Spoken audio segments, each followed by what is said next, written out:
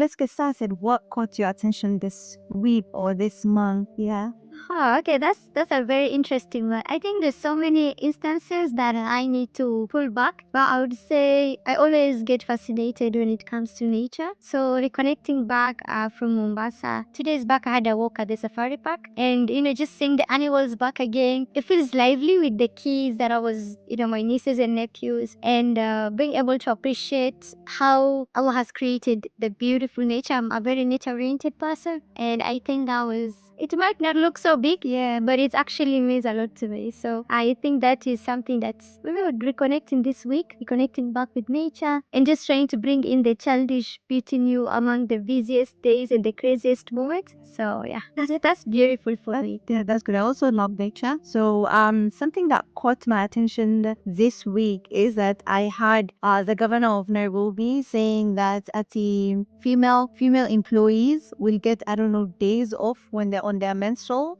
And I was like, okay, that's a good idea. But then the pads are not provided. So I was like, if I stay at home, you want me to bleed without the pads?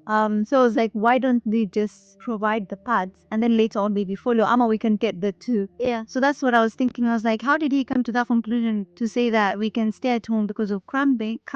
But then he didn't think of the tools to use because Yeah. I'm like, I can't. Plus, I think that would bring a lot of, people will know you're not at work because of 1, 2, 3. There's that aspect of stigmatization and how we as young women and guys always try to make it very neutral at those days. And I feel like maybe it's something they should reconsider. I don't know. I know you can make it too. It's okay. We can get the off days. Yeah. And also get the pads because I'm imagining a day where I don't have pads or tampons or any fetish. It's really bad than being given off day to just be at home. Okay, but yeah, let's decide the points. Let's get into it. Let's do a little bit of a rapid fire before we get into it. Are you an early morning person or late night? Late night. Really? Yes. Okay, that's good. The first app you check in the morning. Email. Really? That's why. That is so unique. I think I always do a lot of applications, so I always check my emails in the morning to see if there's anything that has come. Sometimes you happen to get a very good congratulatory email, and that makes your day. And sometimes unfortunately you didn't get selected, but it's always something that adds up to my routine. And after Google email, I go to my calendar now to just check what I have for the day, what kind of meetings do I have, so that I prepare my mind for the day. Yeah, it's okay. That's way different from me. For me, the first app I check is TikTok always because I'm scared of my email, so that I check it when I get to work or later on in the day, like around 9, 10, because I'm like I am those people that get absorbed by negative news or whatever. Yes. So I just try to avoid it as much as I can, early in the morning and late evening. One thing people assume about you that isn't true. Okay, well, that is very. Okay, one thing that people assume about me. Yeah.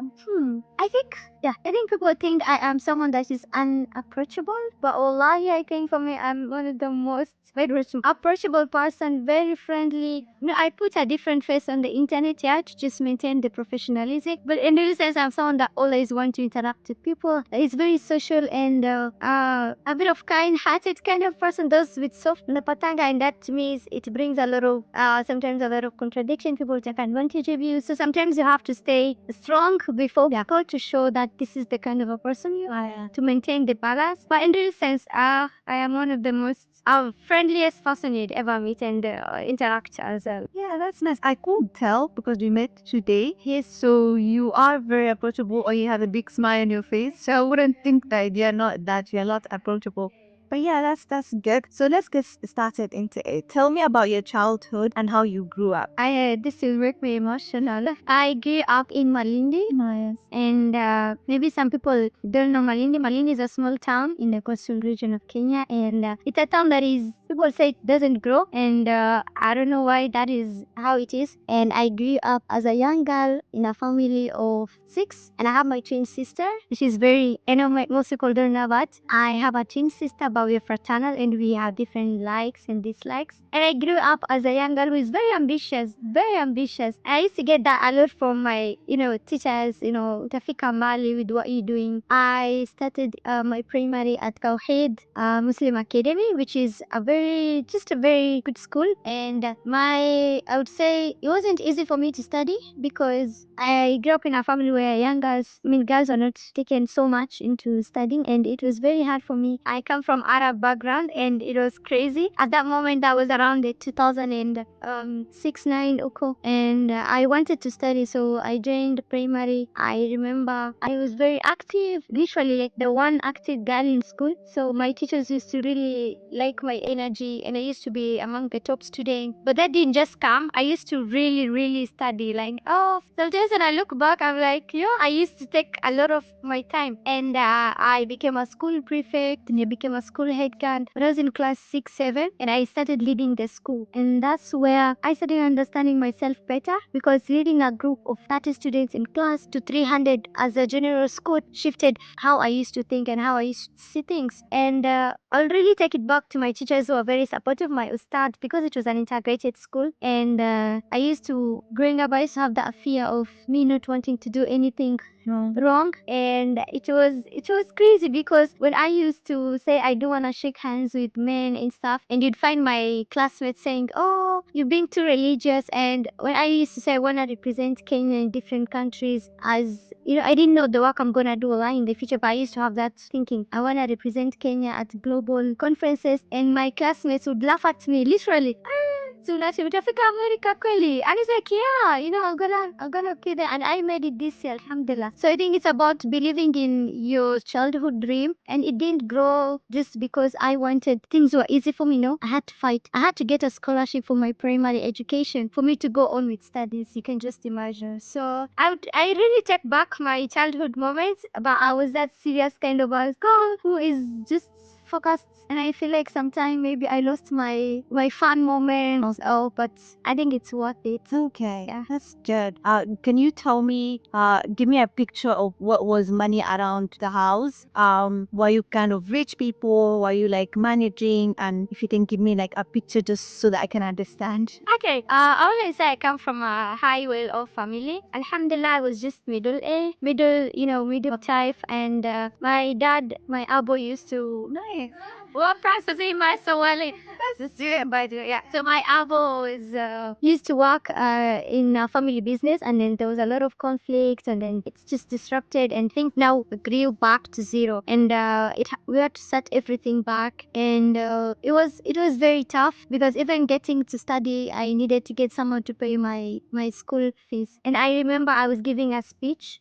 My teachers in school couldn't allow me to go home because of fees, because I was the top student, and I was very, very, very focused, and I used to take leadership very seriously in school. So I remember my head teacher used to say, I cannot let this girl go home just because of fees. And I was presenting a Thanksgiving during one of the praise giving, and it happened that guest of honor who was there liked my presentation, because I was very good at speaking and presentation. And he was like, I want to sponsor this girl out of nowhere. And he didn't know that I actually needed that money to get into my education, to complete my primary. That's primary level. And alhamdulillah, today I don't know who that person is, but I always say, alhamdulillah for that, because it took me a step ahead. Because family wise, my dad couldn't afford to pay for me at that time, and my uncle who was supporting us decided not just to pay.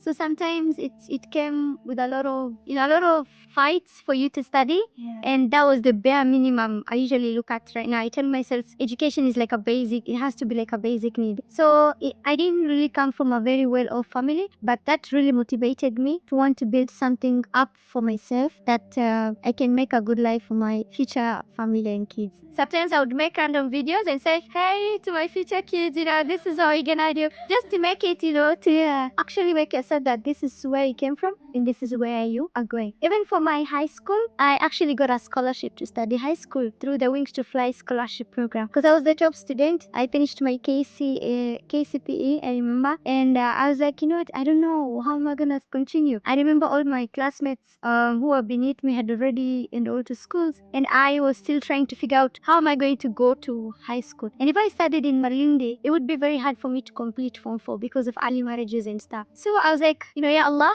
you know my intention. I really want to study and I want to use my education to be like a very powerful tool for me. And alhamdulillah, I got the scholarship. I completed my 4 years. And crazy enough is I'm at the uni and I'm also under scholarship for my uni. So it's just, I call it directional. And it might not be that you have finances, but if you have the intention, Allah brings people to you that will make you take those steps.